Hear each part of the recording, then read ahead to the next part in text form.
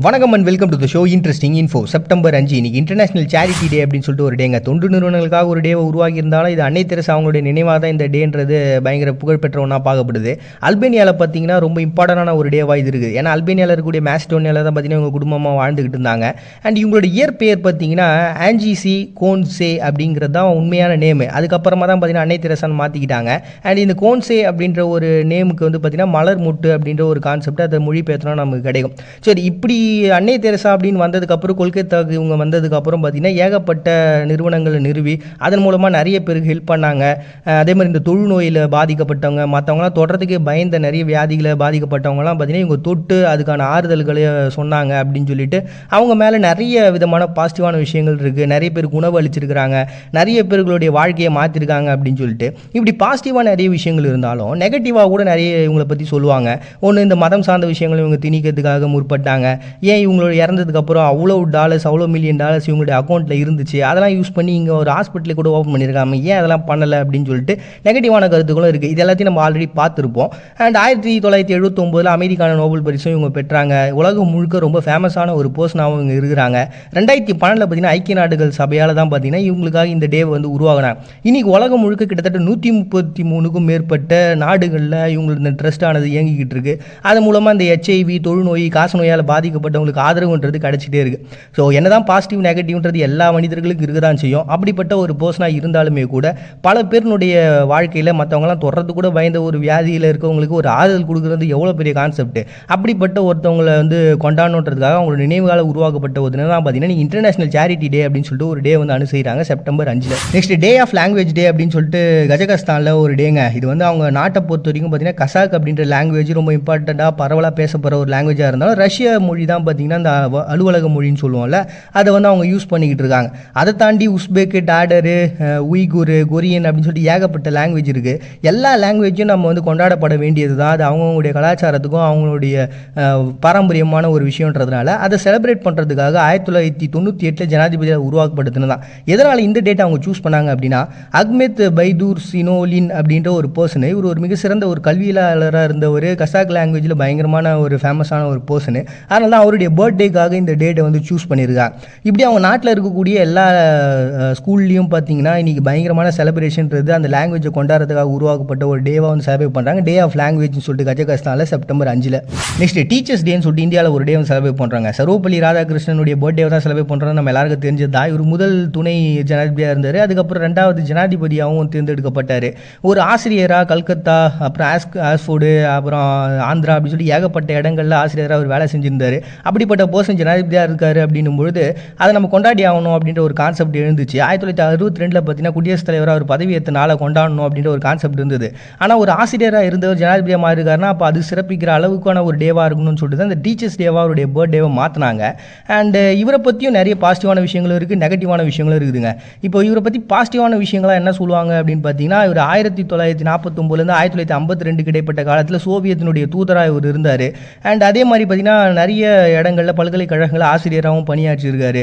கொல்கத்தாவில் பார்த்தீங்கன்னா ஒரு பணியாற்றும் போது நிறைய மாணவர்கள் இவரை வந்து பயங்கரமான புகழ்பெற்ற ஒரு மனுஷனாக அந்த சமயத்தில் பார்க்கப்பட்டார் அப்படின்னு சொல்லிட்டு நிறைய தத்துவங்களும் நிறைய கான்செப்டையும் பார்த்தீங்கன்னா இப்போ வெளிநாட்டில் இருக்கக்கூடியவங்க இங்கே இந்து மதம் சார்ந்த ஒரு நாடு அப்படின்னு சொல்லிட்டு இதை பார்த்தாங்களே, அந்த பிரிவினையும் அதுக்குள்ளே இருக்கக்கூடிய அந்த கேப்பையும் வந்து ரொம்ப வெளிப்படையாக பேசின ஒரு பர்சனாக ஒரு விரிவுரையாளராக இருந்தார். இதன் மூலமாக பார்த்தீங்கன்னா அவங்களுக்கு நாம் யார் அப்படின்றது புரிய வைக்கிறதுக்கான ஒரு கருத்தோட்டம் ஒரு எண்ணத்தையும் சிறந்த முறையில் அவங்களுக்கு கொடுத்துச்சு. அதனால தான் நம்ம உலகம் முழுக்க ரொம்ப ஃபேமஸான ஒரு பர்சனாக நம்மளுடைய கலாச்சாரத்தை அவங்ககிட்ட கொண்டு போய் சேர்க்குற ஒரு பர்சனாகவும் இது இருந்திருக்காரு அப்படின்னு சொல்லிட்டு இவரை பற்றியான நிறைய பாசிட்டிவான விஷயங்கள் இருக்குது. என்ன தான் பாசிட்டிவாக இருந்தாலுமே நெகட்டிவாக பேசுகிறவங்க பேசி தானே இருப்பாங்க. அப்படி பேசுகிறவங்களுடைய கருத்துக்கள்லையும் பார்த்தீங்கன்னா சில விஷயங்கள் இருக்குது.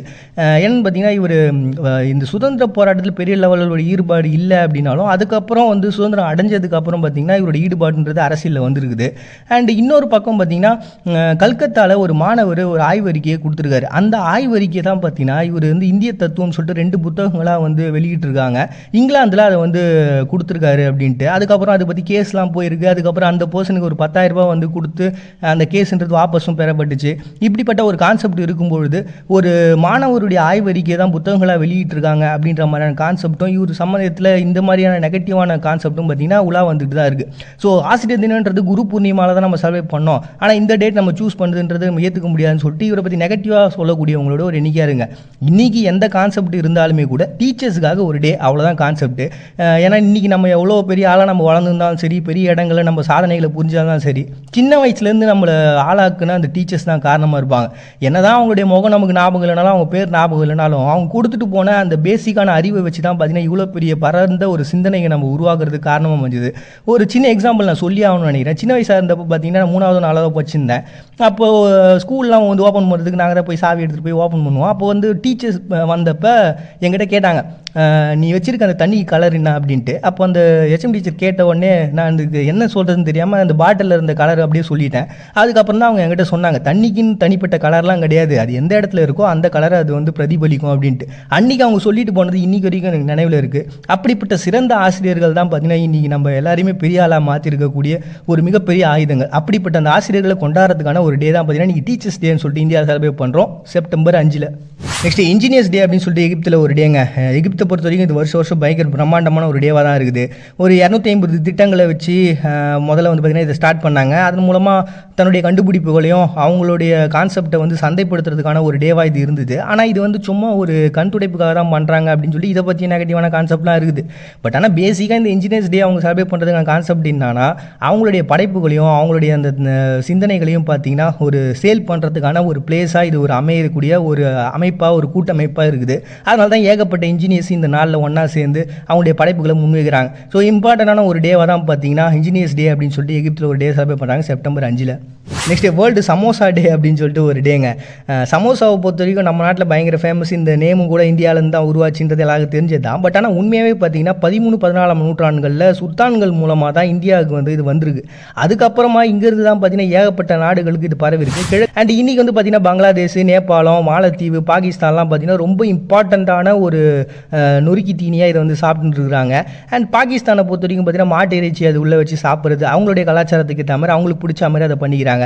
இப்படி ஒரு நாடுக்குமே அந்த வித்தியாசம் இருக்குங்க. இது சொல்லணும் அப்படின்னா சம்பூசா அப்படின்னு சொல்லிட்டு இது பேராக வந்து எத்தியோப்பியா, எரித்ரியாலாம் சொல்லுவாங்க. அவங்க இது உள்ளே வந்து பருப்பு வகைகளை வச்சு சாப்பிடக்கூடிய ஒரு சைவ உணவுப் பொருளாக அவங்க யூஸ் பண்ணுறாங்க. இதை தாண்டி பர்மா, இந்தோனேஷியா, ஆஃப்ரிக்கா, மொரிஷியஸ், மொசாம்பிக்னு சொல்லிட்டு ஏகப்பட்ட நாடுகளில் இன்றைக்கி பயங்கரமான சேல்ஸில் இருக்கக்கூடிய ஒரு பொருளாக இன்றைக்கி சமோசா மாறி இருக்குது. இன்னும் இதை அதிகப்படியாக நம்ம சொல்லலாம், 2019 கூட ஒரு நியூஸ் வந்தது ஞாபகம் இருக்குதுங்களா? இந்த முகேஷ் கோச்சாரி அப்படின்ற ஒரு பர்சன் இன்கம் டேக்ஸ் ரைடில் மாட்டினார். வருஷத்துக்கு கிட்டத்தட்ட 60 லட்சத்துலேருந்து 1 கோடி வரைக்கும் சம்பாதிக்கிறாரு. எப்படி சம்பாதிக்கிறேன் பார்த்தா சமோசா விற்று சம்பாதிக்கிறாரா? இவ்வளோ ஒரு லட்சக்கணக்கில் ஒரு பிஸ்னஸ் அப்படின்றது சமோசா இருக்குன்னா அப்போ பார்த்துங்க இந்த உலகம் முழுக்க எவ்வளோ இம்பார்ட்டண்ட்டான ஒரு உணவுப் பொருள் இந்த சமோசா மாதிரி இருக்குன்னு. அதை கொண்டாடணும்னு சொல்லிட்டு யார் எப்போ உருவாகினான்னு தெரில, திடீர்னு உருவாக்கி வச்சுட்டு போன ஒரு டேவாக தான் பார்த்தீங்கன்னா இதுக்கு பின்னாடி பெருசாக இந்த டேக்கு சூஸ் பண்ணதுக்கான காரணம்லாம் இல்லை. ஆனால் வேர்ல்டு சமோசா டே அப்படின்னு சொல்லிட்டு செப்டம்பர் 5 செலிப்ரேட் பண்ணுறாங்க. நெக்ஸ்ட் நேஷனல் டே அப்படின்னு சொல்லிட்டு மாலத்தீவில் ஒரு டேங்க. இது வந்து முகமது தகுருபானு அல் அவுசாம் அப்படின்ற ஒரு பர்சனு. இவங்க போர்ச்சுகீசியர்களை எதிர்த்து போரிட்டு அவங்கள தோற்கடித்த ஒரு டேவை தான் பார்த்தீங்கன்னா இவங்க செலிப்ரேட் பண்ணுறாங்க. ஏன்னா இன்றைக்கி அவங்க இஸ்லாமில் ரொம்ப இம்பார்ட்டண்டான ஒரு பிளேஸாக இருக்கிறதுனால அவங்களோட கலாச்சாரத்தை காப்பாற்றின ஒரு பர்சனாகவும் பார்த்தீங்கன்னா இவரை பார்க்குறாங்க. அதனால தான் இந்த டேக்கு இவ்வளோ இம்பார்ட்டன்ஸ் கொடுக்குறாங்க. அதனால் இது நேஷனல் டேவாக மாற்றிக்கிறாங்க. அவங்க வந்து பார்த்தீங்கன்னா 1558 கோட்டையை பிடிச்சி போர்ச்சுகீசியர்கள் உள்ளே வந்துட்டாங்க, தலைநகரத்தையும் கைப்பற்றிட்டாங்க. அந்த சுச்சுவேஷனில் பார்த்தீங்கன்னா முகமது தகுருபானு அல் அவுசாம்ன்ற பர்சன் அவங்களை எதிர்த்து போரிட்டு அந்த ஒரு பெரிய வெற்றியை பதிவு பண்ணதுனால தான் பார்த்தீங்கன்னா நேஷனல் டேன்னு சொல்லிட்டு மாலத்தீவில் ஒரு டேவாக செலிப்ரேட் பண்ணுறாங்க செப்டம்பர் 5. வெற்றி அடைஞ்சவங்களாம் வெற்றியாளர்களும் இல்லை, தோல்வி அடைஞ்சவங்களாம் தோல்வியாளர்களும் இல்லை. இது ஆறுதலுக்காகவும் மோட்டிவேஷனுக்காகவும் சொல்கிற வரிகள் இல்லை, உண்மையான வரிகள். இது உண்மைன்றதை புரிஞ்சவங்களுக்கு நம்ம புரிய வைக்கணுன்ற அவசியம் இல்லை, புரியாதவங்களுக்கு விலகியும் பயன் இல்லை. மறுபடியும் நாளைக்கு வந்து சந்திக்கிற உங்கள்கிட்ட விடைபெறுது நான் உங்கள் பாண்டியா. நீங்கள் பார்த்துட்டு இந்த நிகழ்ச்சி இன்ட்ரெஸ்டிங்.